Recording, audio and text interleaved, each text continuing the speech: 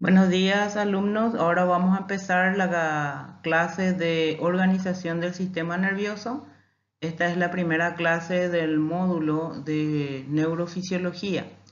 Entonces vamos a necesitar que ustedes puedan volver a repasar los conceptos de los potenciales eléctricos para poder entender cómo trabaja el sistema nervioso para realizar su principal función, que es regular la mayoría de las funciones del organismo.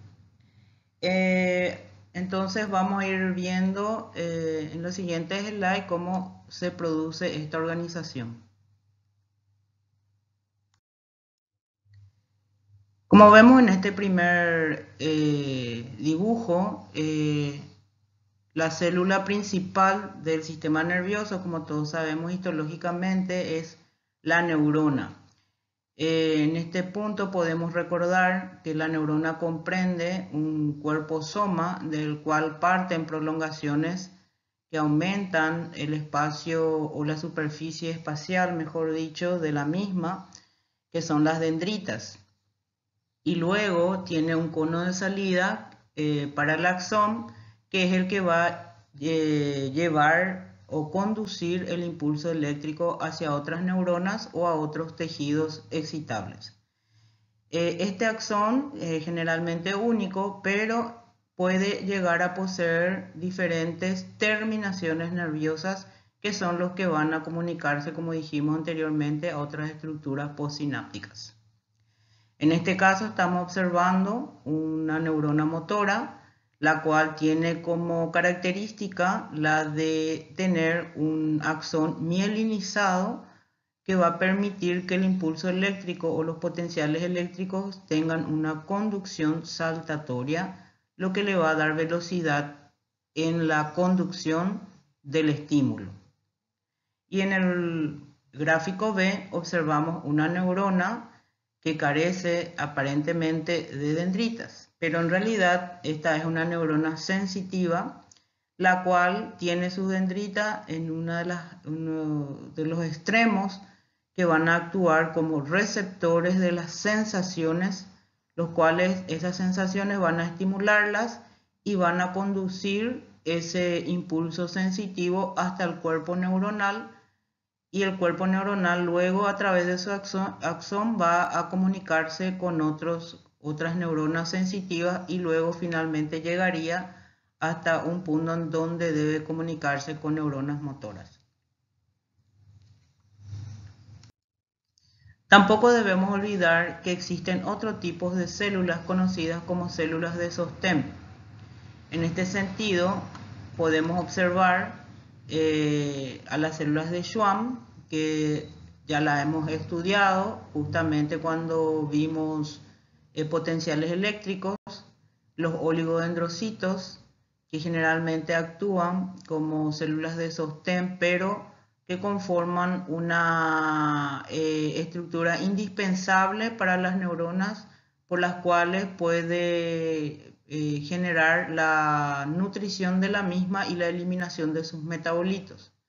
Luego tenemos las microglía o la microglia, que son las células de defensa, los astrocitos y finalmente las células ependimarias, que generalmente son células que revisten los conductos por donde circula el líquido cefalorraquídeo. Para recordar cuál es la función de la célula Schwann, recordemos que la célula Schwann está totalmente, vamos a decir, cubierto en su citoplasma por un fosfolípido, que es la esfingomielina, que es lo que le rodea en forma de capas al axón, dejando algunas estructuras desnudas entre punto y punto de la longitud del axón, conocidos como nódulos de Rambier. Esto genera una situación de aislamiento de la estructura axónica, haciendo que no pueda ingresar a la membrana del axón en el transcurso donde se encuentra esta mielina ningún electrolito, ni ingresar ni salir. Por lo tanto, solo puede utilizar los puntos desnudos, como dijimos, que son los nódulos de Ranvier. Aquí podemos observar los nódulos de Ranvier, que es lo que proporciona una situación de velocidad a la conducción nerviosa de estos axones que están mielinizados. Aquí podemos observar el oligodendrocito, como dijimos también, es una célula especial porque es la que con sus prolongaciones citoplasmáticas puede generar también la envoltura de los axones, sobre todo a nivel del encéfalo, haciendo que los axones también puedan tener sus puntos desnudos, en donde, que como sabemos son los nódulos de Ranvier, por donde se van a iniciar los procesos de despolarización o de potenciales de acción de forma saltatoria. Entonces, la importancia de las vainas de mielina, ya sea por las células de Schwann, que generalmente están envolviendo a los axones periféricos, o los oligodendrocitos que están rodeando a los axones de las células del encéfalo, a las neuronas del encéfalo, tienen una vital importancia para que se puedan desarrollar de forma adecuada las funciones tanto sensitivas como motoras del cuerpo humano.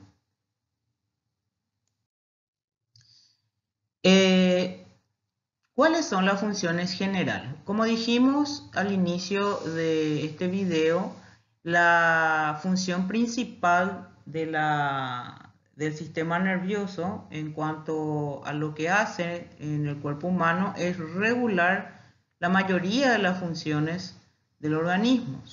Para eso controla actividades como las contracciones musculares para promover la locomoción de la persona, los fenómenos viscerales, todo lo que tenga que ver con el funcionamiento de órganos viscerales como el corazón, los pulmones, el aparato digestivo, el aparato urinario, etc. Y la secreción de glándulas endocrinas, compartiendo con el sistema hipofisario a través del hipotálamo la función de regular la producción de hormonas, que van a tener también un mecanismo de regulación, como ustedes dieron ya en el módulo de endocrinología.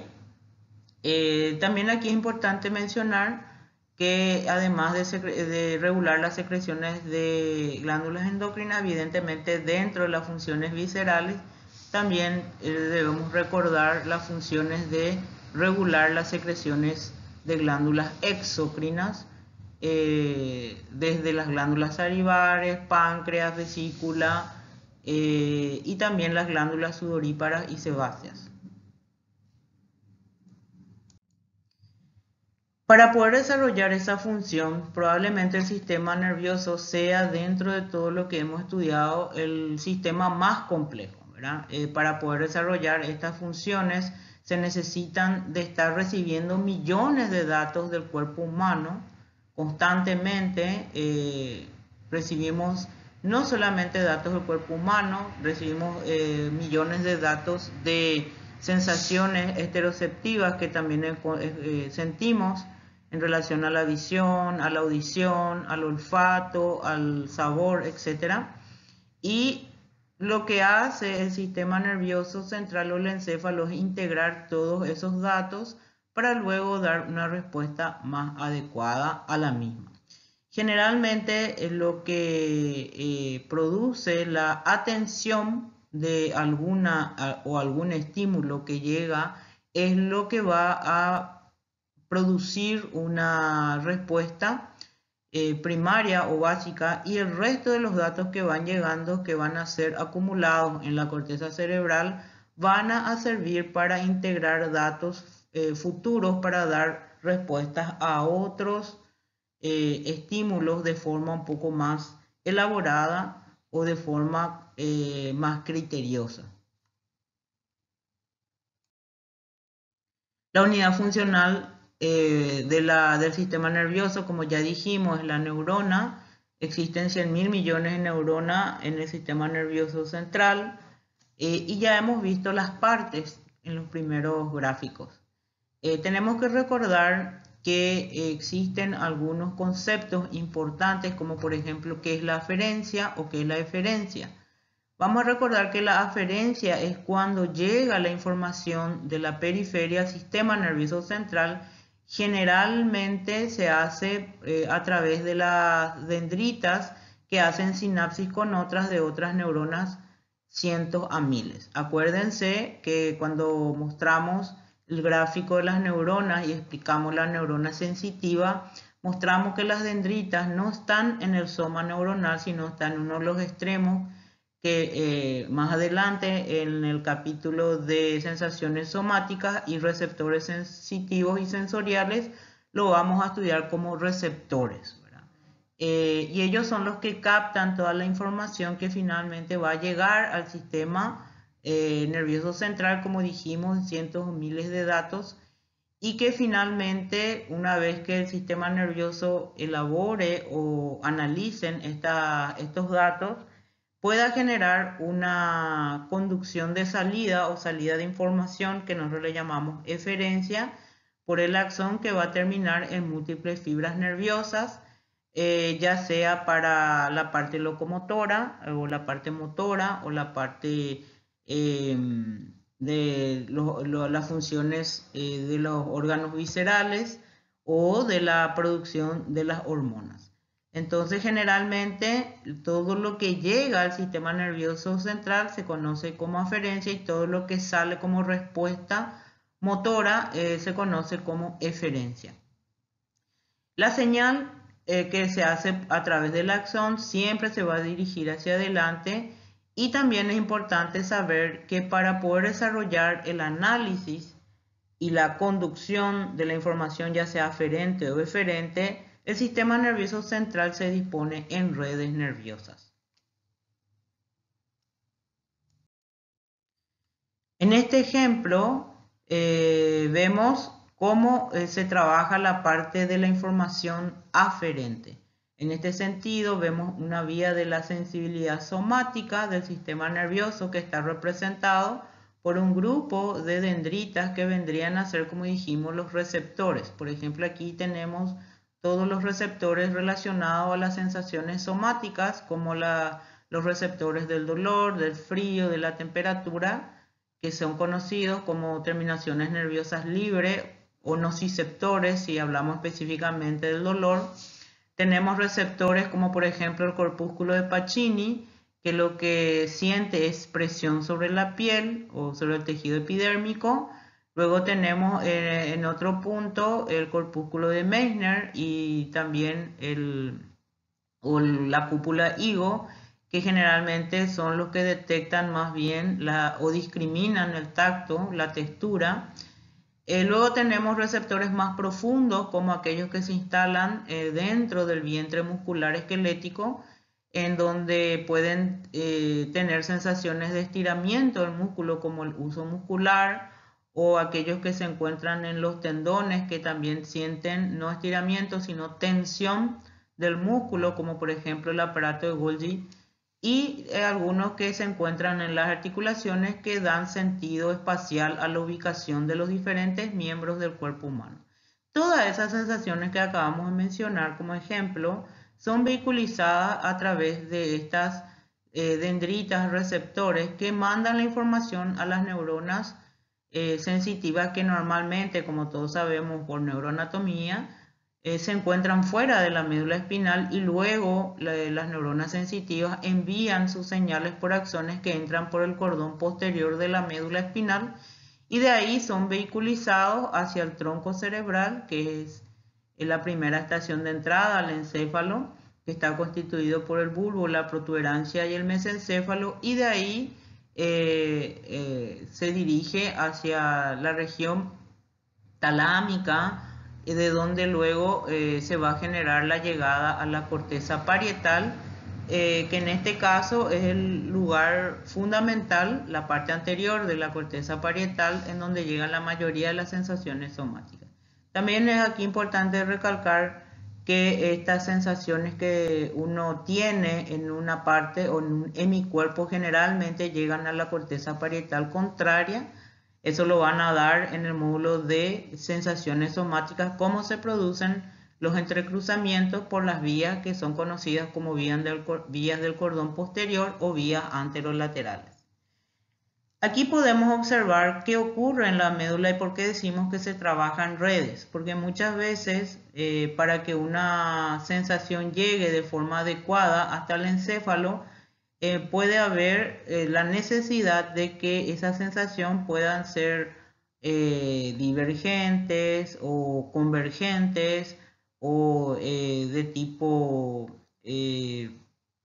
como vemos aquí, en este sentido, vemos que la llegada de las sensaciones y su comunicación con las terminaciones nerviosas o en este caso se hace la sinapsis y un único axón es el que luego finalmente va a determinar qué sensación es la que está llegando a nivel del encéfalo, ¿verdad? O sea, esto es una representación de todo lo que va ocurriendo en el transcurso del trayecto, sobre todo desde el nivel medular, cuando llega al bulbo, donde se puede entrecruzar o no, según sea la vía del cordón posterior o la vía anterolateral, y luego al llegar al encéfalo, específicamente a la corteza parietal, que generalmente llegan por columnas.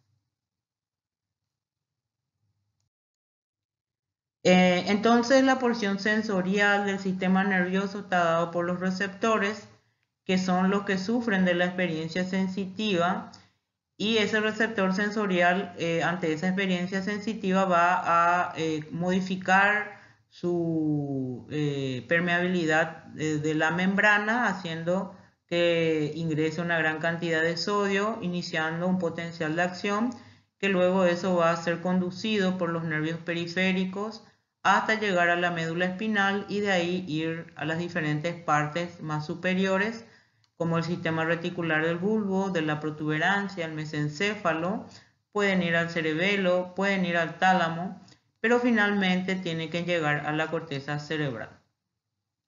Existen diferentes tipos de receptores sensoriales, como por ejemplo los visuales, que está dado por la retina, por los conos y bastones, los auditivos, que generalmente el estímulo son ondas sonoras, los gustativos, que son, los estímulos son las papilas gustativas que se activan ante diferentes tipos de gusto del alimento.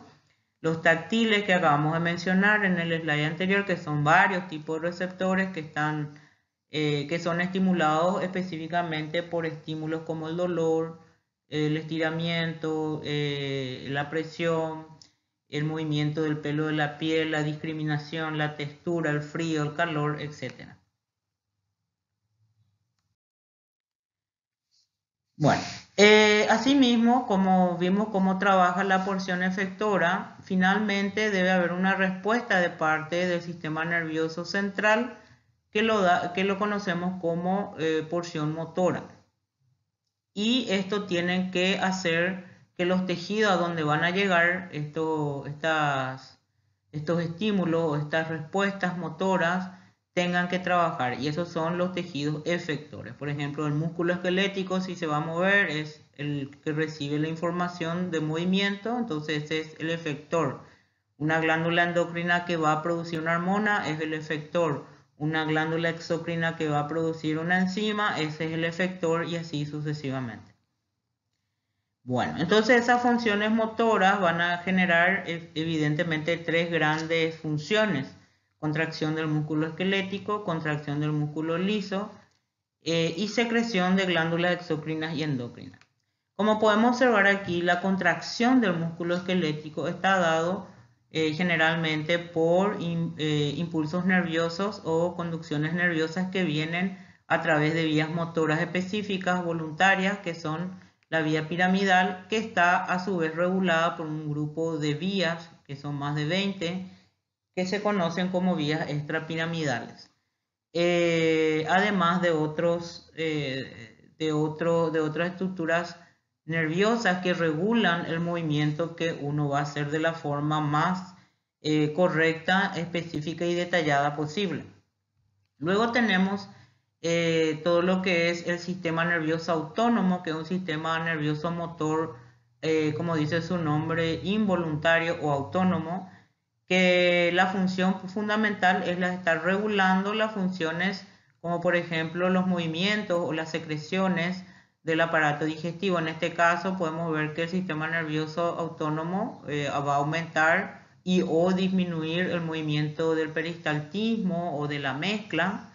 Si hablamos específicamente del aparato digestivo, va a producir vasodilatación, vasoconstricción. Si hablamos del músculo liso de los vasos sanguíneos o también de las vías urinarias o también de la vía traqueobronquial. Y luego tenemos la secreción de glándulas exócrinas y endócrinas que también, dependiendo si es el simpático o el parasimpático, se van a producir o no la secreción de las mismas.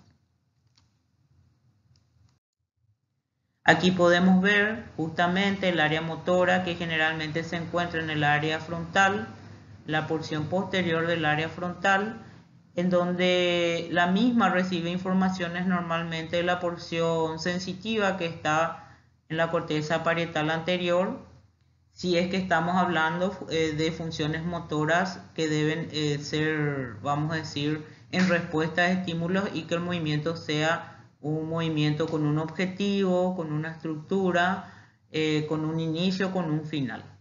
Porque también tenemos funciones motoras que son específicamente de la médula espinal, que generalmente se conocen con el nombre de reflejos, que generalmente se producen de forma rápida ante una situación, como por ejemplo un dolor o una quemadura, en donde rápidamente uno, ante el dolor, ante el estímulo doloroso, se retira de la fuente del dolor sin estar necesitando la intervención, vamos a decir, del área motora superior que se encuentra en la corteza frontal. Aquí también vemos que el área motora, una vez que recibe las informaciones sensitivas, va a trabajar con otro grupo de estructuras nerviosas conocidas, por ejemplo, en este caso como los ganglios basales, que van a regular la intensidad con que esta vía piramidal que parte del área motora y del área sensitiva va a traer esa información motora hasta el tejido efector, que en este caso es el músculo esquelético, por ejemplo. El cerebelo, cada uno de estos, el aparato vestibular, van a estar aportando para que todo el sistema muscular esquelético pueda tener un mejor rendimiento o performance. Entonces, como vemos, la respuesta eferente es una respuesta motora y generalmente si proviene de las áreas más superiores, esa respuesta motora tendría que ser la mejor posible.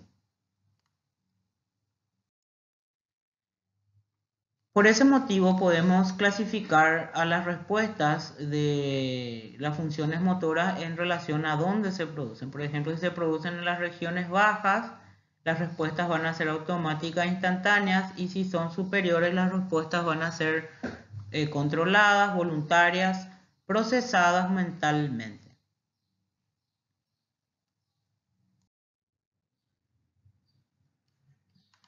En relación al tratamiento de la información, tenemos que saber que el sistema nervioso, para poder dar una buena respuesta motora, debe hacer lo que se llama función integradora del sistema nervioso, que está dado por el tratamiento de la información aferente, que como dijimos, llegan miles y miles y miles de estímulos sensitivos, sensoriales al sistema nervioso, de las cuales la respuesta motora adecuada va a necesitar que sea desechada cerca del 99% de la información sensorial que le ha llegado, y luego esa información que queda se lleva hasta la corteza motora o a la región motora específica para que se pueda generar, como dijimos aquí, esta respuesta motora adecuada.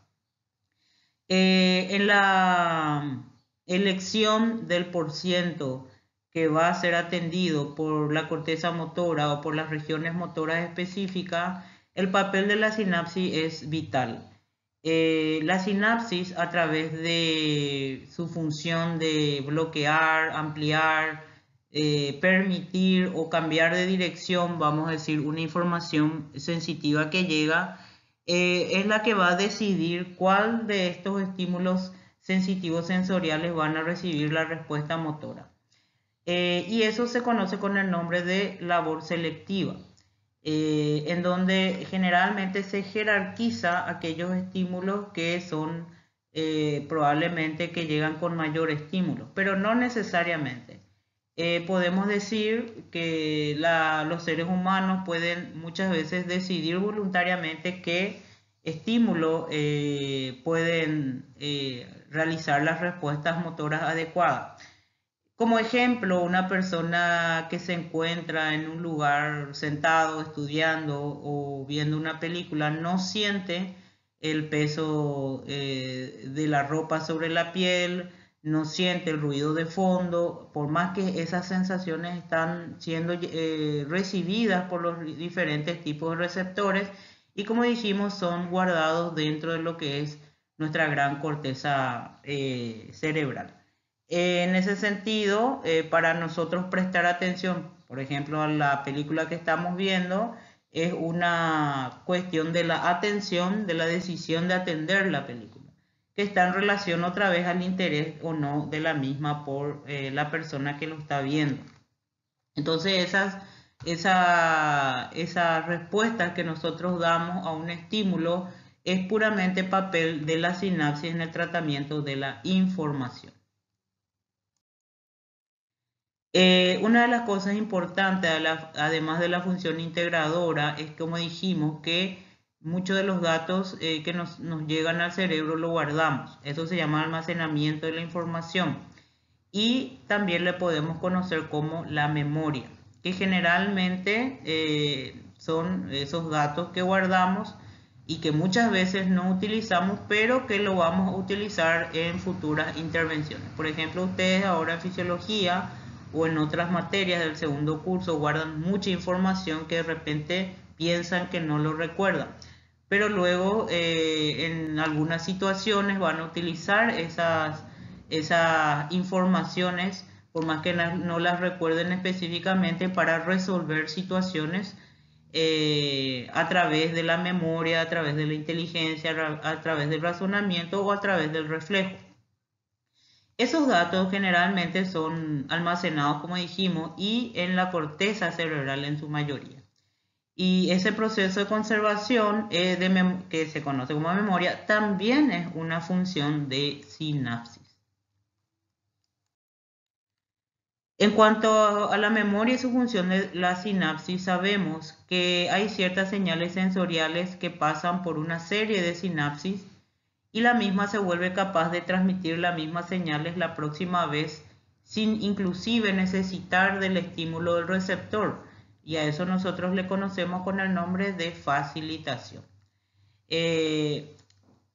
¿A qué nos referimos? A los recuerdos. Los recuerdos almacenados son partes procesados de elaboración de respuestas o tratamiento de la información, en donde muchas veces podemos utilizarlo para comparar nuevas informaciones con recuerdos antiguos, por ejemplo. Entonces, la memoria, recordemos, es una función de la sinapsis. Mientras más veces nosotros lo recordamos, lo guardamos en nuestra corteza motora, estas vías sensitivas, estas vías o series de sinapsis, disculpen, van a poder recrear la información sin que haya estímulo. Por ejemplo, ustedes cuando rinden un examen necesitan de la pregunta para responder, pero luego cuando ya sean médicos, generalmente esas informaciones ya son recreadas a través del recuerdo de lo que ustedes estudiaron. O sea, ya la información está ahí y ya hay una facilitación para poder responder en forma adecuada. ¿Cuáles son los principales niveles de funcionamiento del sistema nervioso central? En primer lugar, el nivel medular o espinal, que como muchos creen es solamente un lugar de paso y para nada es así. Si nosotros inclusive hacemos una sección a nivel de la médula cervical, donde separamos el encéfalo de la médula, vamos a ver que existe en la médula un sistema organizacional de las neuronas en la sustancia gris, que pueden generar movimientos de marcha, reflejos de retiradas, de contracción forzada de las piernas para sostener el cuerpo humano, los reflejos que tienen que ver con el sistema nervioso autónomo, que regulan las funciones de los vasos sanguíneos, de todo lo que es movimiento gastrointestinal o de las glándulas. Entonces, este nivel medular no es meramente un lugar de paso. Luego tenemos el nivel encefálico inferior, que está dado por las áreas inferiores del cerebro o regiones subcorticales, también se les conoce con ese nombre, como por ejemplo todo lo que es el tronco, bulbo, protuberancia, mesencéfalo, hipotálamo, tálamo, cerebelo, ganglios basales, etc. Y finalmente, ¿esto qué hacen? Generan actividades subconscientes que son muy importantes y vitales para nuestra sobrevivencia. Por ejemplo, el control de la presión arterial y de la respiración, que ya lo hemos estudiado, que se encuentran como centro respiratorio y centro vasomotor en el bulbo y la protuberancia. El control del equilibrio, que lo vamos a estudiar en este módulo a través del aparato vestibular y el cerebelo. El reflejo de la alimentación a través de la secreción salival, movimientos del labio para saborear, o modelos de conductas emocionales, que está dado sobre todo por el sistema límbico, el hipotálamo sobre todo, en donde encontramos el centro de la ira, de la excitación, respuestas sexuales, reacción al dolor y al placer. Y finalmente el nivel encefálico superior, que está dado por la corteza motora específicamente, en donde se guarda un enorme banco de datos que, como dijimos, son indispensables para que nosotros podamos generar los pensamientos, ¿verdad? Que es una función importante del ser humano. El pensar necesita que yo pueda tener muchos datos guardados en la corteza cerebral. Actúa en asociación con centros inferiores, que son los que generalmente estimulan o abren esta importante función a un gran mundo de cosas que podemos nosotros pensar. También el nivel encefálico superior da precisión a cualquier respuesta, o lo trata de dar, y está muy en relación a todos los datos que nosotros guardamos. Y es indispensable para todos nuestros procesos mentales, y son despertados, como dijimos, por los centros inferiores. Bueno, entonces aquí lo que vamos a mostrar es un recuerdo de lo que era el potencial de acción, porque si yo quiero saber cómo el sistema nervioso trabaja para realizar todo lo que es el impulso aferente, la respuesta efectora o motora, el tratamiento de la información, la facilitación, etcétera, etcétera, como estuvimos hablando, necesitábamos recordar las fases del potencial de acción. En ese sentido, es todo lo que estudiamos en el módulo de potenciales eléctricos, en donde lo que estudiamos fue a través de una axón de neurona motora, el cual tenía un potencial de acción de reposo de menos 90. En este caso, en el sistema nervioso central, los potenciales de reposo difieren, pueden ser menos 70, menos 65, menos 60. Está en relación total del lugar en donde nosotros estudiamos la fase del potencial de acción. Nada más aquí mostrar y recordar que cuando estamos en una situación de reposo, recordar que cuáles son los mecanismos que generan ese potencial de reposo, que siempre son tres. Uno es la difusión de potasio, otro es la difusión de sodio y otro es la acción de la bomba sodio-potasio ATPasa, en donde tenemos que recordar que en ese momento del reposo las membranas generalmente son más permeables al potasio, y por lo tanto sale más potasio de lo que entra sodio, que generalmente tiene sus canales de voltaje cerrados, pero los de difusión están abiertos. O sea, los de difusión es simple en el sentido de que de todos modos, por más que estén abiertos, son menos permeables. El potencial de acción se inicia con un estímulo que debe llegar a un potencial umbral que todos sabemos, y generalmente eso ocurre porque la membrana se vuelve muy permeable a la entrada de sodio. también puede ser ya en el caso nuestro de las neuronas también de otros iones como el calcio en algunos momentos, en algunas neuronas, y esto hace que se abran los canales de voltaje, haciendo entonces el potencial umbral y luego lo que sería el potencial de acción, que es lo que vemos aquí, ¿verdad? Potencial de acción de nuestra membrana neuronal, el cual ya se encuentra en estado de despolarización. Luego, cuando el potencial llega a su pico máximo de despolarización, los canales de sodio se cierran, como todos sabemos, y se terminan de abrir los canales de potasio, lo que va a iniciar la fase de repolarización.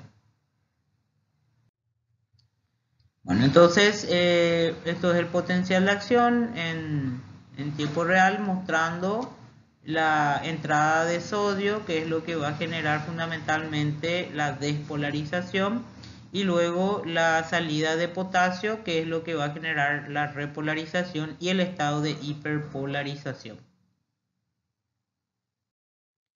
Los periodos refractarios, que siempre es útil recordar que el periodo refractario absoluto es el periodo en el cual es imposible volver a despolarizar una célula que ya se encuentra en estado de despolarización, y el periodo refractario relativo, que generalmente es desde el tercio final de la repolarización, en donde un estímulo supranormal puede volver a generar potenciales de acción si es que llegase a caer en ese momento cuando la célula se está repolarizando o cuando ya está en estado de hiperpolarización o a principios de la fase de potencial de membrana.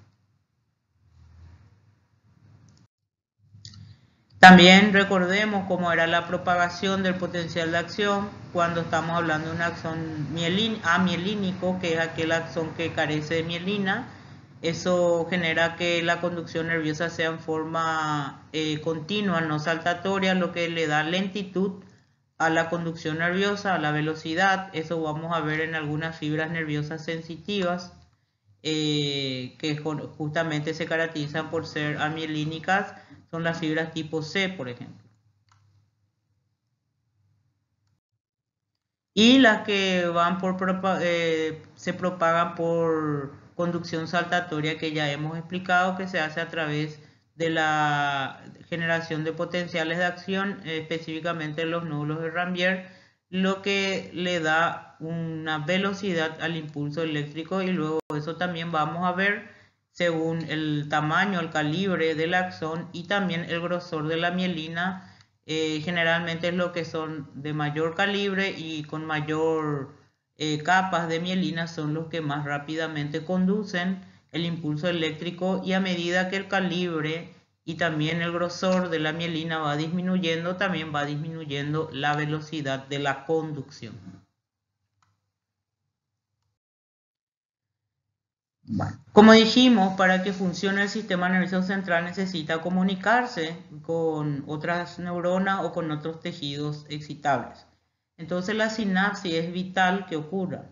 Esta sinapsis, como dijimos, pueden hacer qué cosas con el impulso nervioso. Ya dijimos que lo pueden bloquear de una neurona a otra, entonces disminuye o inhibe el estímulo o la conducción de alguna señal. También puede hacer que una única señal que está llegando se vuelvan impulsos repetitivos, o puede integrar el impulso que está llegando al de otras neuronas. Entonces, todas estas son funciones de las neuronas que van a trabajar en forma de redes cuando se pongan en comunicación o en sinapsis con otras neuronas. Aquí podemos ver un ejemplo en donde una neurona amplifica su información, o sea, de un impulso nervioso único, se vuelven múltiples gracias a estas redes, pero eso no indica que la información que va a llegar finalmente al lugar donde debe llegar, que sería el lugar D, la neurona D, no vaya a haber impulsos que vayan a ser bloqueados o impulsos que van a ser ampliados. Aquí, por ejemplo, vemos que en las neuronas que se encuentran en la fila B, la mayoría de los impulsos que llegan a la neurona 1, esta va a estimular a la neurona 2 y a la neurona C1 de la fila C. Sin embargo, esta neurona D va a actuar sobre la neurona C2 y B3 y así sucesivamente. Pero ¿qué es lo que vamos a ir viendo? Que a medida que se va ampliando la información, en algunos puntos también es bloqueado.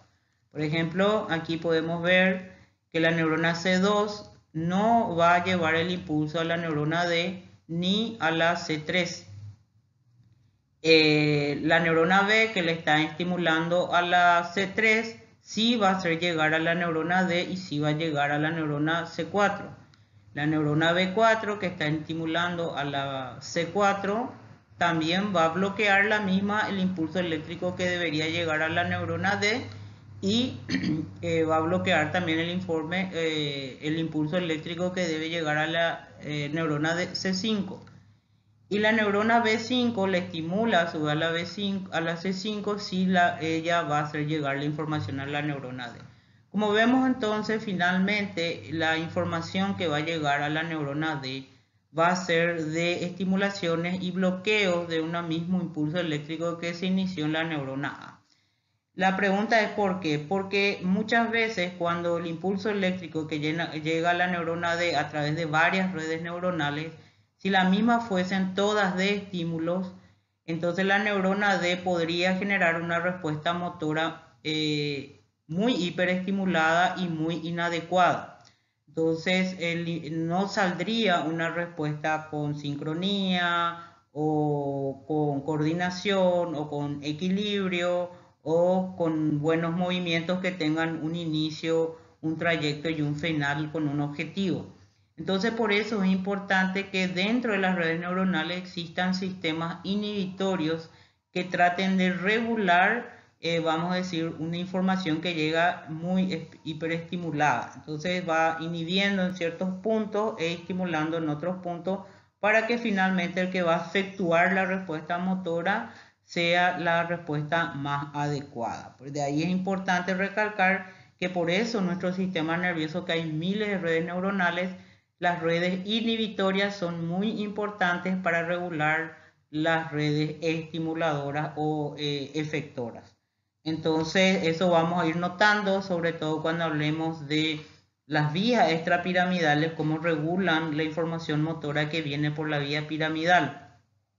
Que cuando tenemos alteraciones de esas vías extrapiramidales, que vamos a tener algunas enfermedades, como por ejemplo la enfermedad de Parkinson, atetosis, valismo, que la persona no está paralizada, tiene movimientos, pero los movimientos son inadecuados. Entonces, ¿cómo son esos contactos entre neuronas? Podemos decir que existen dos tipos en general de sinapsis. Una es la química y otra es la eléctrica. La química ya también la hemos más o menos estudiado cuando hablamos de placa motora, más o menos es similar a lo que estudiamos en ese punto del músculo. En este caso son una neurona con otra, en donde se comunican a través de un neurotransmisor, el cual es liberado desde la terminación presináptica, viaja por la hendidura sináptica hasta llegar a estimular o inhibir al receptor que se encuentra en la membrana de la neurona postsináptica. Por eso dice aquí que eso puede generar o excitación de la otra neurona o inhibición de la otra neurona. Va a depender tanto del neurotransmisor que se libera como de si el receptor va a abrir qué canales, si va a abrir canales de sodio, calcio o va a abrir canales de cloro, que es un anión, o potasio. Luego tenemos otro tipo de sinapsis que es mucho menos frecuente en el sistema nervioso, que es la sinapsis eléctrica, muy parecida a lo que estudiamos en músculo cardíaco cuando hablamos de las uniones tipo gap en cómo se comunica y genera, vamos a decir, esa función de una gran única célula que tenía el músculo cardíaco. Y lo mismo aquí, pero en mucho menor frecuencia, tenemos que esta sinapsis es eléctrica, no se comunican a través de neurotransmisores de las neuronas, sino a través de canales directos que encuentran comunicando una membrana celular neuronal con la otra membrana neuronal.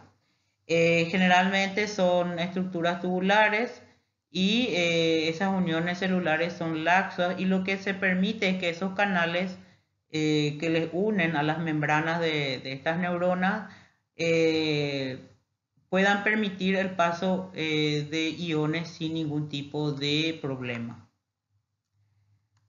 Aquí podemos ver esta sinapsis eléctrica, donde podemos considerar que la célula 1 puede ser la neurona 1 y la célula 2 la neurona 2, y aquí vemos cómo las uniones o la comunicación, mejor dicho, de una membrana con otra son, como dijimos, uniones laxas que se comunican a través de estas estructuras tubulares, que son las uniones tipo gap, ¿verdad? Y los electrolitos viajan libremente a través de estos canales cuando se abren o se cierran. En el libro menciona que generalmente estas células, este tipo de comunicación se encuentran en lugares donde las neuronas generan muchos potenciales subumbrales. Eso significa que no llegan al umbral y que generalmente estas neuronas regulan esas funciones para que puedan llegar al umbral.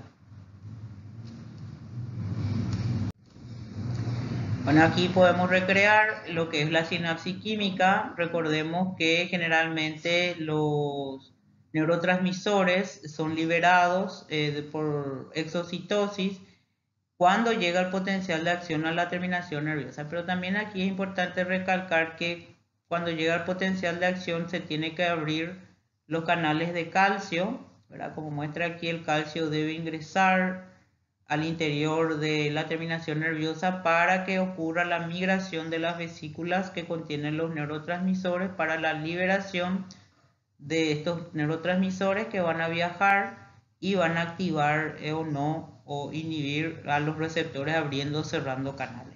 Esta es la sinapsis que se encuentra en mayor proporción en el sistema nervioso central. Mencionamos cuál es el papel del calcio, que es muy importante.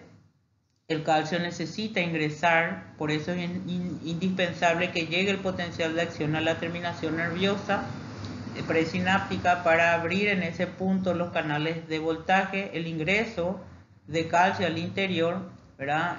Va a hacer que la vesícula viaje y pueda, por exocitosis, como dijimos, liberar el neurotransmisor. Y hay una relación directa entre la cantidad de calcio que ingresa a la terminación nerviosa en relación a la cantidad de neurotransmisor liberado. También es importante recalcar que en este tipo de sinapsis química la conducción es unidireccional, o sea, siempre es hacia adelante.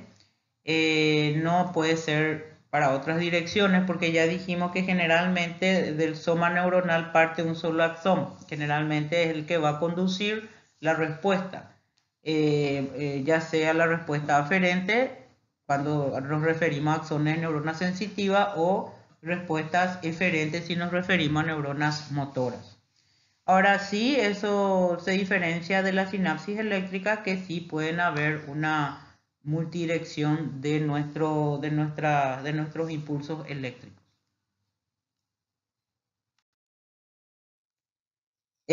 También es importante recalcar que evidentemente cuando hablamos de la sinapsis, eso va a depender mucho de la estructura de la neurona. La neurona puede tener diferente tamaño en cuanto a su soma, en cuanto a la longitud y el tamaño del axón, como también estuvimos mencionando, que puede ser amielínico, milínico, mayor o menor calibre. También hay diferencia en cuanto al tamaño y longitud de las dendritas.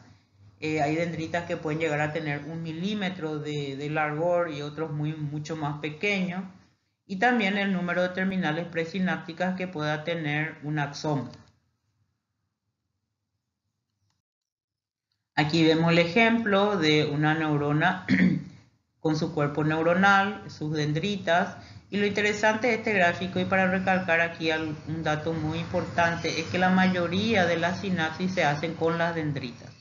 ¿sí? Muy poco se hace con el soma o con mismo el axón. Generalmente el 95 o 98% de todas las sinapsis se hacen con las dendritas. ¿Está bien? Eso es un dato importante porque es para recalcar la función que tienen las dendritas de actuar como antena de las neuronas.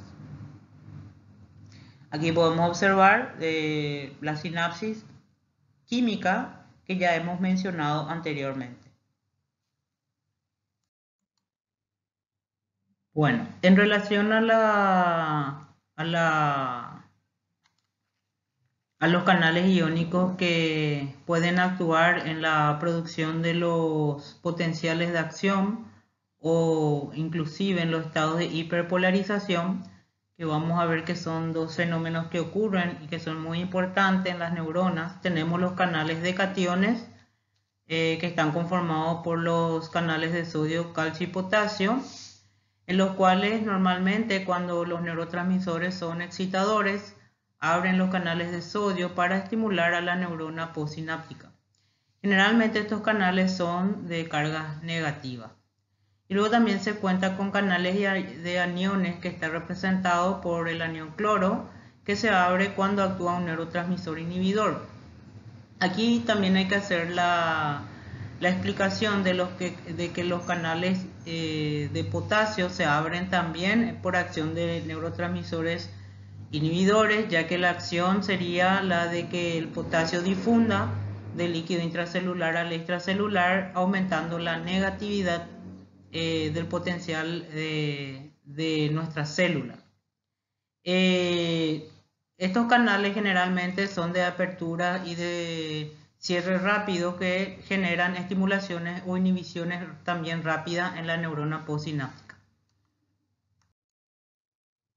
En cuanto a la acción del neurotransmisor sobre la neurona postsináptica, lo hace en general sobre un receptor, a excepción de algunos neurotransmisores como por ejemplo el óxido nítrico, que no tiene una acción sobre un receptor específico, sino que tiene una acción dentro del metabolismo de las neuronas postsinápticas, aunque se consideran neurotransmisores de tipo de bajo peso molecular, como veremos más adelante. En ese sentido, vemos que el receptor tiene un componente de fijación, que es donde el neurotransmisor se le une, un componente ionóforo, que es el componente que atraviesa la membrana, el cual está compuesto a su vez de canales para los iones, que son específicos para cada ion, o también una proteína que es un activador del segundo mensajero, específicamente estamos hablando de la proteína G, que se activa en el interior de la célula cuando este neurotransmisor actúa sobre él mismo, sobre todo cuando hablamos de neurotransmisores del tipo neuropéptidos, que generalmente lo que hacen es activar una parte de esta proteína G, una porción, que va a actuar como un segundo mensajero y va a modificar funciones celulares. Justamente aquí muestra que este sistema de segundo mensajero que se encuentra en la neurona postsináptica generalmente sirve para producir funciones que deben prolongarse por más tiempo que solamente abrir y cerrar canales de forma rápida. Un ejemplo de una función que debe prolongarse es la memoria, inclusive cuando el neurotransmisor desaparece de su unión con el receptor. Y este sistema también, como ya anticipamos, está conformado por una proteína G que está unida a los receptores, y esta proteína G está formada por varias porciones, la beta, la gamma y la alfa, que es la que se activa y se separa y la que finalmente va a actuar como segundo mensajero. Las funciones de esta activación del segundo mensajero es que además de abrir canales iónicos, estos canales iónicos van a quedar abiertos por más tiempo de aquellos que no están relacionados con la proteína G y por ende no están relacionados con neurotransmisores de tipo neuropéptidos. Generalmente otras acciones que activa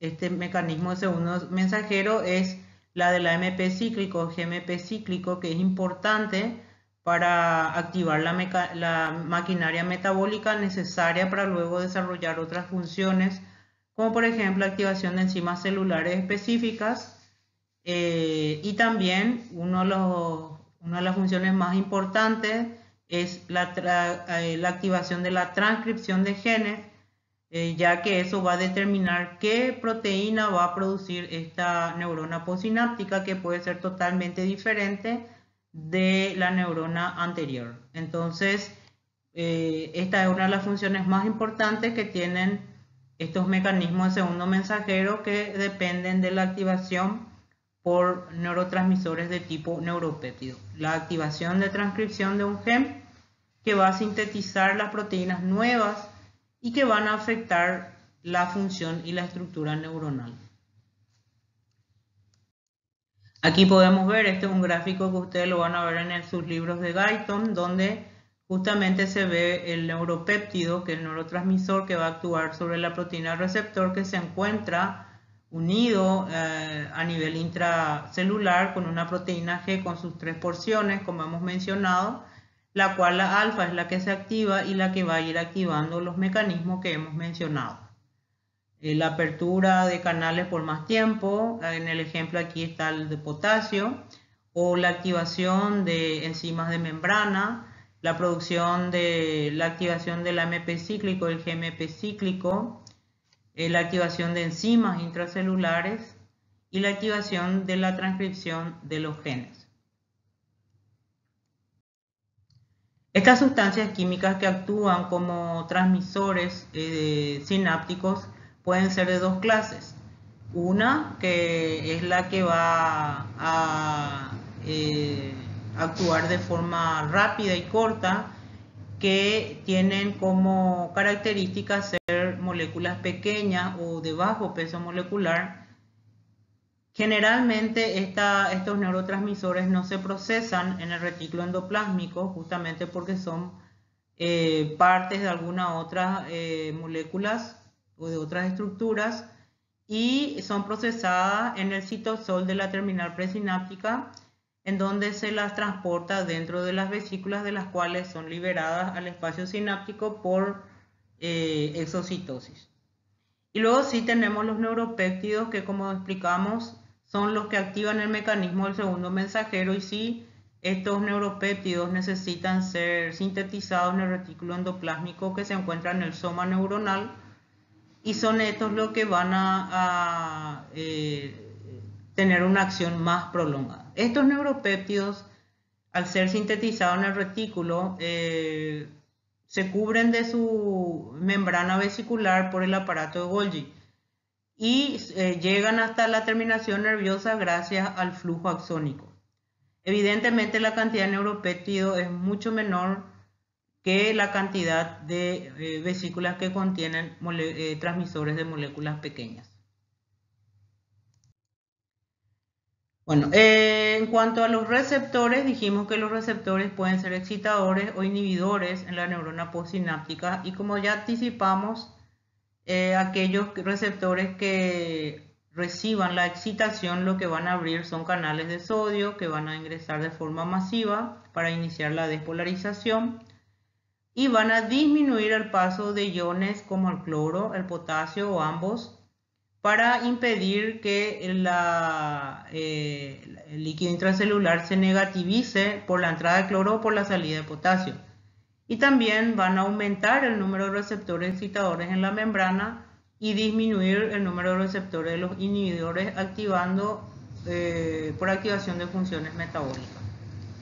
Ahora, si los receptores van a actuar generando inhibición, lo que van a abrir son los canales de cloro que van a ingresar, o los de potasio que van a salir del líquido intracelular de la neurona, y van a inhibir las funciones metabólicas con aumento del número de receptores para el cloro y disminución para los receptores del sodio.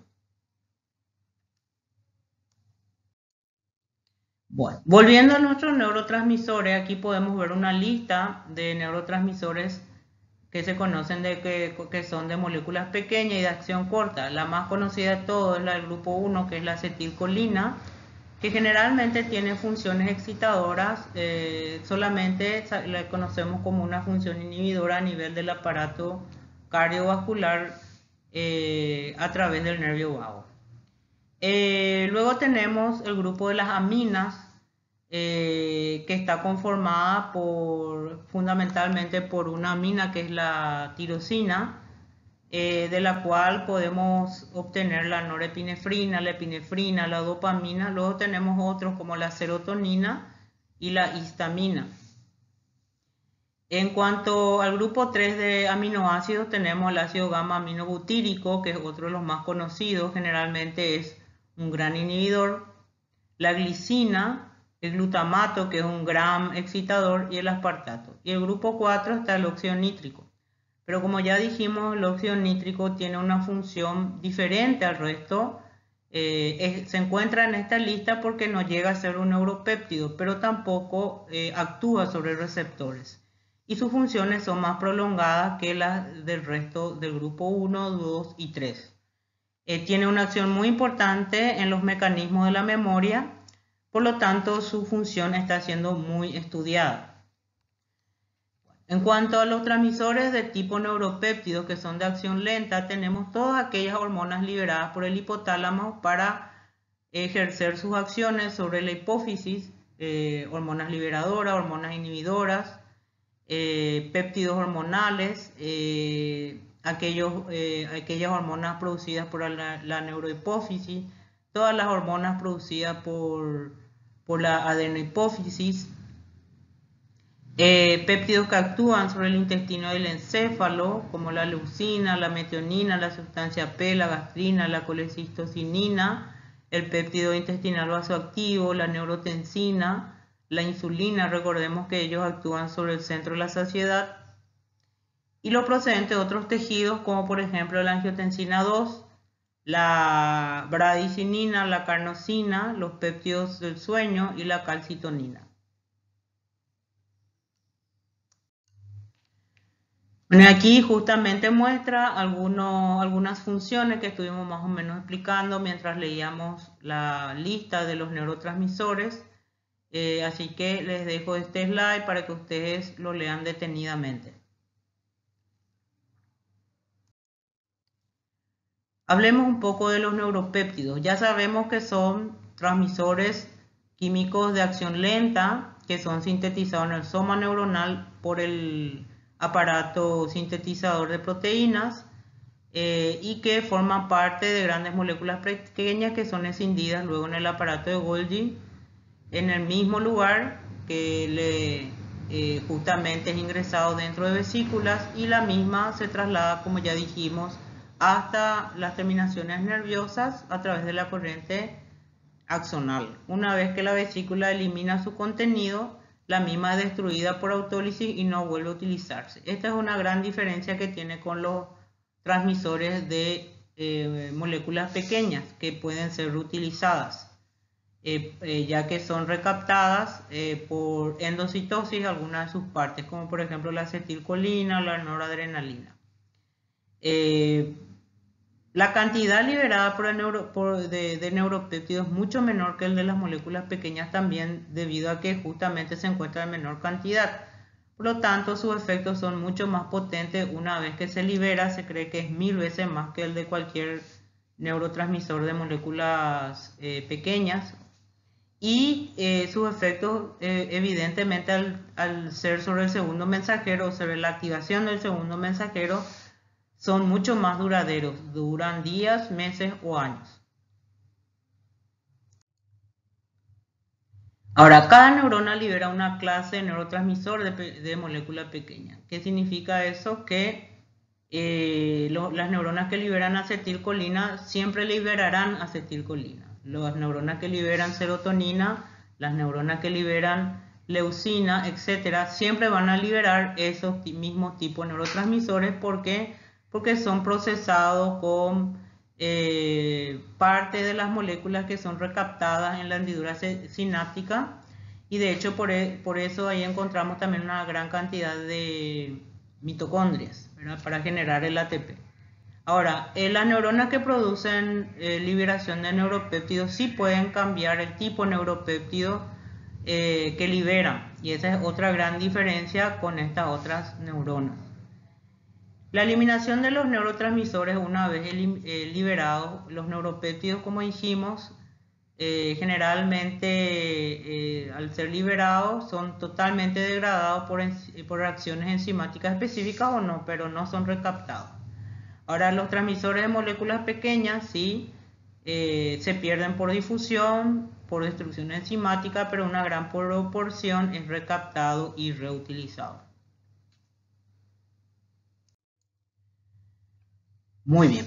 En cuanto a los fenómenos eléctricos de la excitación neuronal, vamos a decir que la mayoría de ellos fueron estudiados en las neuronas más grandes que existen, que son las motoneuronas.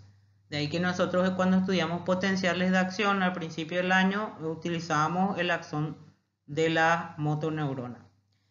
En ese sentido también es importante recalcar que el soma neuronal generalmente tiene un potencial de reposo diferente al del axón muchas veces. En este caso, el potencial de reposo en la membrana del soma es de menos 65 milivoltios, o sea que es más positivo que su misma fibra nerviosa, o sea, su mismo axón, y evidentemente de los otros tejidos que hemos estudiado en relación al músculo esquelético, el músculo cardíaco. Aquí podemos observar justamente un esquema del soma neuronal en donde tiene las dendritas y el cono de salida que es del axón. Generalmente esta membrana neuronal es una membrana que tiene pocos canales de sólido, entonces es muy difícil generar un potencial de acción y luego conducir hacia la acción. Generalmente lo que se sabe es que una vez que se va generando el intercambio iónico, la membrana no cambia mucho su permeabilidad, no ser alrededor del cono de salida del axón, donde generalmente se inicia realmente el potencial de acción verdadera y luego la conducción del mismo. En cuanto a la constitución de cómo se encuentran distribuidos los electrolitos, es similar a lo que ya hemos estudiado a principios del año. Sabemos que el contenido de sodio, la concentración de sodio es mayor en el líquido extracelular y que la concentración de potasio es mayor en el líquido intracelular. El origen del potencial de reposo es debido justamente al igual que en todos, a la gran difusión de potasio a través de la membrana de la neurona, ya que es mucho más permeable a la salida del potasio que a la entrada del sodio. Y esto otra vez se ve mucho más a nivel del soma neuronal. En el interior entonces quedan aniones que no pueden difundir al exterior y se genera también una negatividad interna. El sodio que ingresa por difusión por la diferencia de concentración luego otra vez es extraído por la bomba sodio-potasio ATPasa. En cuanto a la distribución uniforme del potencial dentro del soma, vamos a recordar que es un líquido electrolítico, que el citoplasma tiene una alta conductividad. Esto le confiere la propiedad de que cualquier cambio en el potencial, el mismo es trasladado a todo el soma al unísono. Eso significa que en alguna dendrita se está originando un cambio de potencial por apertura de canales, vamos a suponer de sodio y calcio, y cierre del potasio y el cloro. Entonces eso se traslada automáticamente a, como dice aquí, a todo el soma neuronal al unísono.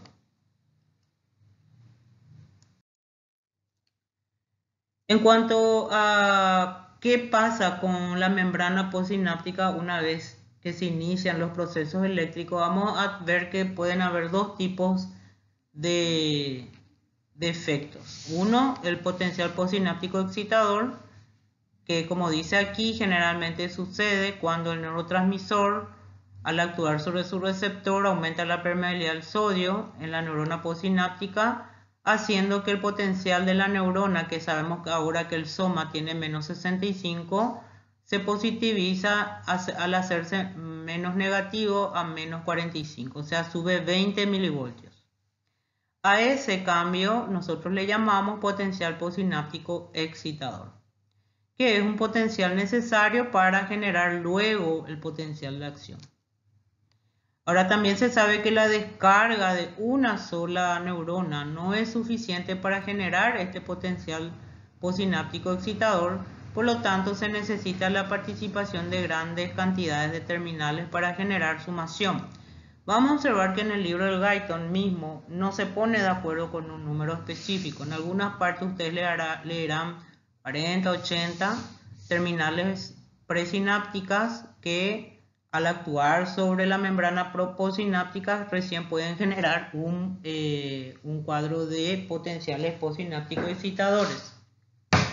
Pero en otros lados van a leer 16, etc. Eso depende mucho de qué tipo de neurona es, ya que también sabemos que las neuronas son de diferentes tamaños en el soma en cuanto a la longitud del axón y en cuanto a la cantidad de dendritas. En este sentido, cuando hablamos de 40 o 80 terminales, recordemos que el estudio se está haciendo sobre motoneuronas, pero eso no significa que este dato sea para todas las demás neuronas.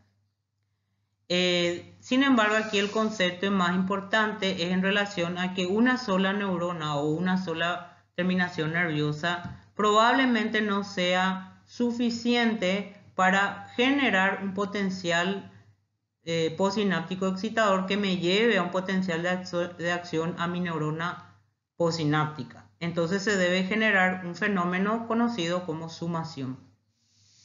La generación de los potenciales de acción en el segmento inicial del axón que sale de la neurona es lo que explicamos que sucede debido a que el axón es 7 veces más permeable a la apertura de canales de voltaje para el sodio que el del soma neuronal. O sea, ¿qué significa eso? Que el soma neuronal lo que permite es la entrada de canales de difusión del sodio, pero tiene pocos canales de voltaje que deben abrirse en forma de retroalimentación positiva para iniciar un potencial de acción, o sea, una despolarización. Entonces lo que ocurre es que el soma permite la entrada de sodio por canales de difusión, pero los canales de voltaje se encuentran en mucho mayor cantidad recién en el cono de salida del axón, en donde se va a desplazar el potencial de acción hacia la periferia y hacia el soma, o sea, le va a despolarizar al soma y le va a despolarizar al axón en ambos sentidos.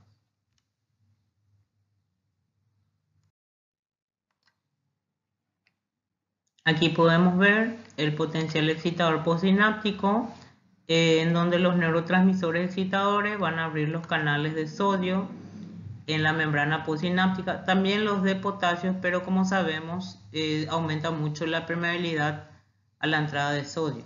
Estamos hablando de los canales de difusión.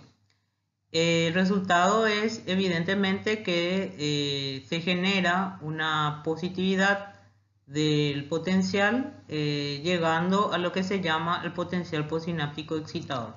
Pero también podemos observar que en este caso, en este gráfico, no llegamos todavía al potencial umbral para iniciar la despolarización. De ahí es que es importante que haya una sumación, que vamos a ver cómo pueden ser, para poder llegar a ese potencial.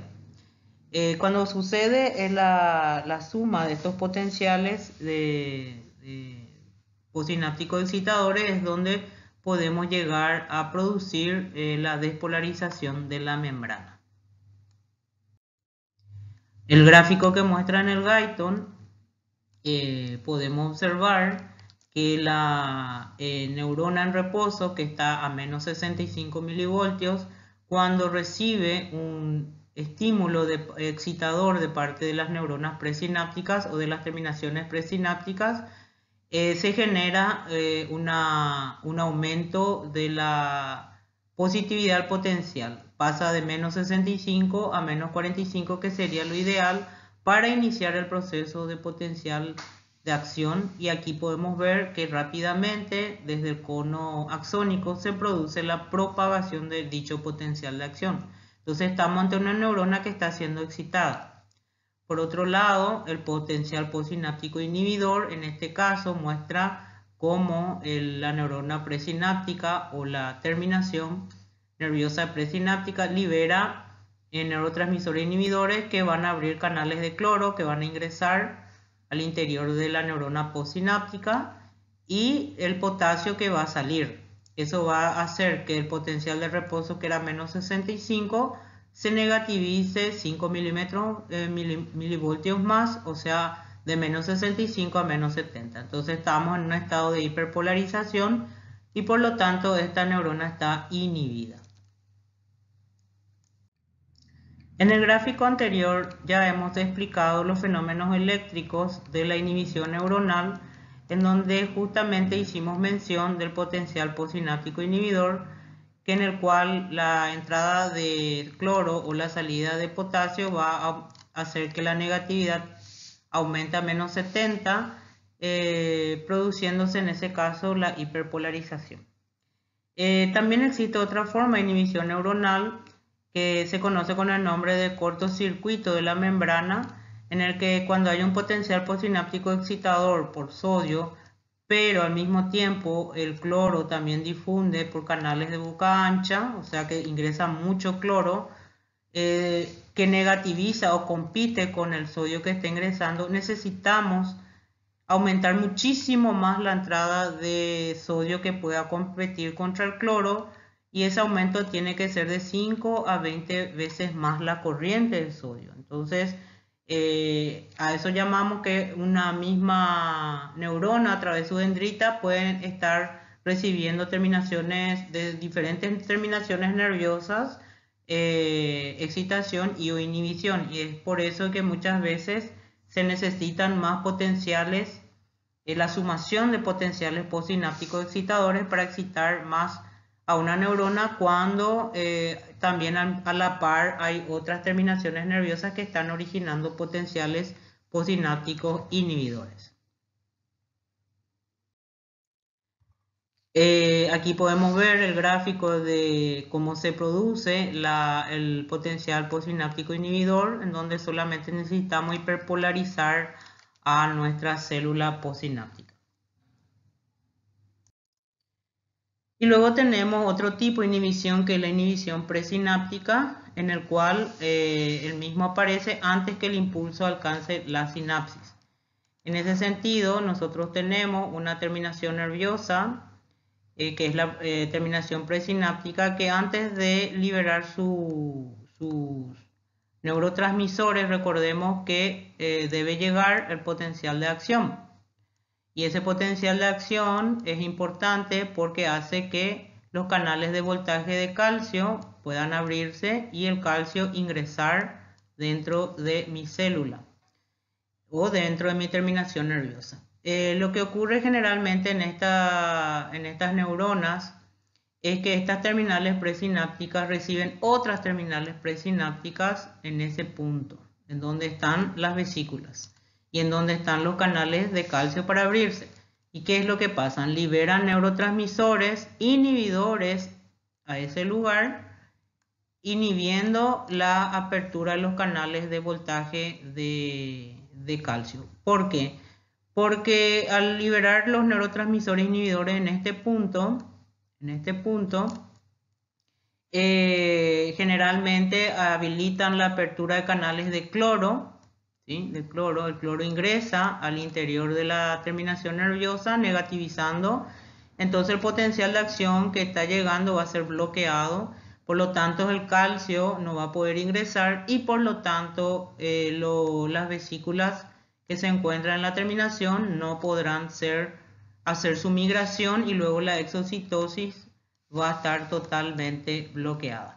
Entonces ese es otro tipo de inhibición que tenemos y que vamos a verle como ejemplo en los mecanismos de inhibición del dolor a nivel de la médula espinal. Vamos a ver que ahí tenemos un neurotransmisor que es la serotonina, que cuando ingresan las fibras nerviosas del dolor, hay terminaciones nerviosas que inhiben presinápticamente a esas fibras nerviosas, disminuyendo un poco la intensidad del estímulo nervioso. Es un mecanismo que conocemos como mecanismo analgésico periférico. Y aquí, ¿qué es lo que observamos? Justamente estamos observando la generación del potencial de acción y la necesidad de ir sumando. Aquí, por ejemplo, tenemos justamente en la primera curva, que vemos aquí, la descarga de 4 sinapsis. En la segunda curva vemos la descarga de 8 sinapsis y luego cómo podemos llegar al potencial umbral con la descarga de 16 sinapsis para producir nuestro potencial de acción. Entonces, lo que podemos decir respecto a esto es que cada sinapsis aproximadamente suma 0,5 a 1 milivoltio la positividad de la neurona postsináptica. Entonces, por eso es que necesitamos muchas sinapsis para poder llegar de menos 20 de menos 65 a menos 45 en algunos casos, dependiendo de cuál sea el potencial de reposo de nuestra neurona. Generalmente los canales de sodio se abren y difunden en 1 o 1 milisegundo, o sea, se abren y se cierran muy rápidamente. Decrece luego de que se abrió y cerró, el potencial de acción decrece en unos 15 milisegundos, que es lo que observamos, que es lo que dura nuestro potencial de acción, o nuestro potencial postsináptico excitador más bien, porque aquí todavía no estamos generando potencial de acción hasta poder llegar a nuestro valor umbral.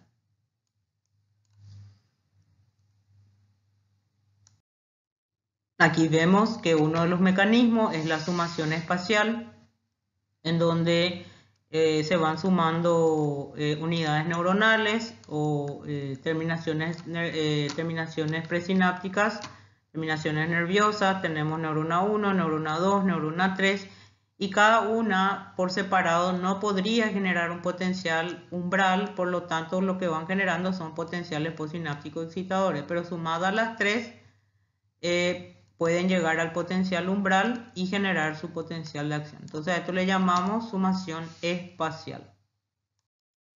Y luego tenemos otro tipo de sumación, que es la sumación temporal, en el cual se debe a aperturas sucesivas de canales, no solamente una vez, o sea, se potencia de una manera al potencial postsináptico. El neurotransmisor lo que hace es abrir canales en la neurona postsináptica que puedan durar su apertura 1 milisegundo. El potencial, como sabemos, dura 15 milisegundos y se abren sucesivamente. El potencial postsináptico se eleva entonces a un nivel mayor. ¿Qué significa? Antes de que termine este 15 milisegundos de potencial, ya el neurotransmisor es de vuelta liberado por la terminación presináptica y se suma a este potencial que todavía no termina, y eso es lo que va a hacer que llegamos a un potencial postsináptico eficaz. Entonces lo que tiene que hacer la neurona presináptica es hacer descargas sucesivas y rápidas de una terminal presináptica para poder crear un potencial postsináptico excitador eficaz. Aquí podemos ver eso. Entonces aquí vemos que una misma neurona o un mismo terminal nervioso va generando una suma de potenciales rápidamente antes de que se cierren los canales de sodio. Debe ser antes de los 1 milisegundo, entonces se va sumando uno con otro hasta poder llegar al potencial umbral y luego generar el potencial de acción. A esto le llamamos entonces sumación temporal. Luego tenemos el concepto de facilitación de neurona, que es cuando la neurona no ha llegado a su umbral de excitación, pero se acerca al mismo, ¿sí? Entonces lo que estuvimos explicando sobre todo en las sumaciones, ¿verdad?, son facilitaciones. Todo lo que es potencial excitador, entonces me va acercando al potencial umbral. Las redes de neuronas pueden estar en ese estado hasta que llegue una estimulación de otra fuente y las excite rápidamente. Eso es lo importante que deben comprender, que generalmente esos potenciales postsinápticos excitadores se encuentran en forma latente y ante un estímulo extra que llegue generan rápidamente potencial de acción. O sea, es un estado en el que se encuentra un grupo de célula, y por eso que a ese grupo de neuronas se le llaman redes neuronales excitadoras, y a otras que generan más bien hiperpolarizaciones se le llaman redes neuronales inhibidores.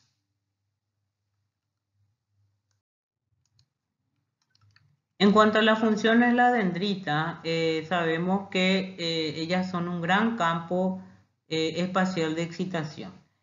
También es importante recalcar que las dendritas, al igual que el soma neuronal, no tienen una gran capacidad de generar potenciales de acción en su interior, sino de conducir los electrolitos hasta cerca del cono de salida del axón, en donde sí se pueden generar los potenciales de acción, por lo que ya explicamos, que en ese lugar es donde encontramos una alta cantidad de canales de voltaje del sodio.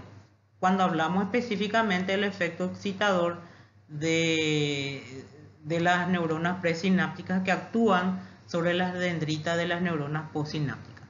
También es importante recalcar que mientras ese efecto excitador esté lo más cerca posible de las terminales presinápticas, menos pérdida de la positividad de esa conducción electrotónica vamos a observar, o sea, la que va a llegar hasta el cono de salida de nuestro axón. Y también, como veremos en el gráfico siguiente, las dendritas pueden estar recibiendo al mismo tiempo sinapsis excitadoras y también sinapsis inhibidoras, que pueden ir sumando sus acciones para ver cuál finalmente se va a desarrollar en dicha neurona. Aquí podemos observar justamente el gráfico en donde se observa muy bien las terminaciones nerviosas que son excitadoras, ¿sí? Como vemos aquí, pero también las neuronas que producen sus terminaciones nerviosas inhibidoras, ¿sí? Inclusive aquí en el cono de salida de mi axón. Lo que quiere decir es que la dendrita generalmente, mientras más cerca esté de su potencial excitador, o sea, vamos a suponer que esté aquí, ¿sí? Y no tan lejos, entonces, o más cerca esté de la terminación del axón, entonces menos positividad se va a perder en la conducción electrotónica de iones hasta el cono de salida de mi axón. Entonces, otra de las cosas que es importante recalcar es que si aquí por lo menos vemos que está en menos 20, quiere decir que es un potencial umbral, ¿verdad? Como diciendo que aquí se tiene que generar un potencial de acción. Recuerden que eso no sucede porque hay muy pocos canales de voltaje de sodio que se puedan abrir en forma de retroalimentación positiva para generar el potencial de acción. Recuerden siempre ese concepto. Ahora, ¿qué pasa con este menos 20? Que este menos 20, que es por la entrada de sodio, que es por difusión de canales difusión de sodio, va perdiéndose a medida que va conduciéndose electrotónicamente a esos electrolitos hacia el cono de salida del axón, porque la membrana es muy porosa. La membrana de las dendritas son porosas, permitiendo la difusión de sodio hacia afuera. Y también en el caso de que haya terminaciones nerviosas que negativicen este interior, también compite en cuanto al estado negativo o positivo del lugar. Entonces es por eso que finalmente estos estados que vemos aquí de menos 10, menos 20, que ya es inclusive potencial en donde debería estar despolarizándose, no ocurre. Primero, porque no hay canales de voltaje de sodio en un número importante para generar el potencial de acción, o sea, la entrada masiva de sodio que va a generar el potencial o la despolarización. Y lo otro es porque a medida que migra el sodio para llegar hasta el canal, hasta el cono de salida del axón, va difundiendo a lo largo a través de la membrana de las dendritas y también va compitiendo con la entrada de cloro. La relación entre el estado de excitación de la neurona y el grado de activación o descarga se llama, como dice aquí, estado de excitación, ¿verdad? Es el resultado del monto total del impulso excitador de la neurona. Cuando el grado de excitación es mayor que la inhibición de la neurona, se va a generar un estado de excitación. Como vimos en el gráfico anterior, eso es No es difícil, pero hay que hacer mucha sumación de potenciales postsinápticos excitadores para lograr la excitación de nuestras neuronas. Por eso es que es importante que ellas estén en ese estado de potencial postsináptico excitador constante, porque si no, volver de cero, o sea, a llevarla a ese estado subumbral, como nosotros le llamamos, va a ser difícil hacerlo constantemente. Entonces, cuando el estado de excitación se eleva por encima del umbral, la neurona se descargará repetidamente mientras el grado de excitación siga a ese nivel. Como vimos, un potencial de acción puede durar 15 milisegundos, que es lo que va a durar el estado de descarga. Recuerden que una cosa es el tiempo que está abierto el canal y el tiempo que dura también el potencial de acción. El canal puede abrirse de 0,5 a 1 milisegundo, pero el potencial de acción puede durar hasta 15-16 segundos. Mientras dure ese potencial, entonces se producen las descargas de potenciales hacia otras neuronas. El aumento de la excitación va a generar mayor velocidad de descarga. Mientras más sinapsis excitadoras existan, la velocidad de descarga de las neuronas será más rápida, evitando la hiperpolarización que quiere ocurrir luego de cada potencial de acción. Cada tipo de neurona responde de forma diferente. Algunas se descargan lentamente, mientras que otras estallan en frecuentes impulsos de descargas. Las neuronas tienen diferentes umbrales excitadores, que es lo que estuvimos diciendo anteriormente, también inhibitorios, con frecuencias de descargas máximas también variables. Por eso es que no podemos decir un número exacto de neuronas que deben descargarse sobre otras para generar su potencial postsináptico excitador y o inhibidor. Mientras más se sobrepase el umbral excitatorio, que es algo muy importante, ahí va a ser más el grado de descarga, existiendo siempre un límite. El límite generalmente se llama fatiga, y la fatiga está relacionado con que haya una disminución de dos cosas, o de los nutrientes de la neurona, que generalmente es oxígeno y glucosa, o que los neurotransmisores ya no tengan velocidad de reciclarse en relación a la velocidad con que son liberados. Aquí podemos ver la característica de las respuestas de distintas clases de neuronas. Tenemos neurona 1, tenemos neurona 3 y tenemos neurona 2, en donde podemos ver que la frecuencia de descarga de las neuronas 2, por ejemplo, es mucho menor que el de la neurona 3 y la neurona 1, ¿verdad? Que generalmente están relacionados con la frecuencia de descarga por minuto. Mientras menos descargo, menos estado de excitación tengo. A eso se refiere cuando hablamos de estados de excitación y descargas. Y por último, ¿cuáles son algunas características especiales de la transmisión sináptica? En primer lugar, podemos decir que la fatiga de la transmisión sináptica, que es algo que ya estuve mencionando, es un importante mecanismo para controlar sobreexcitaciones. Y esto es muy importante cuando tenemos pacientes con crisis de convulsiones de tipo epiléptica, cuya manifestación es debido a una descarga desordenada de potenciales eléctricos de potenciales de acción, ¿verdad?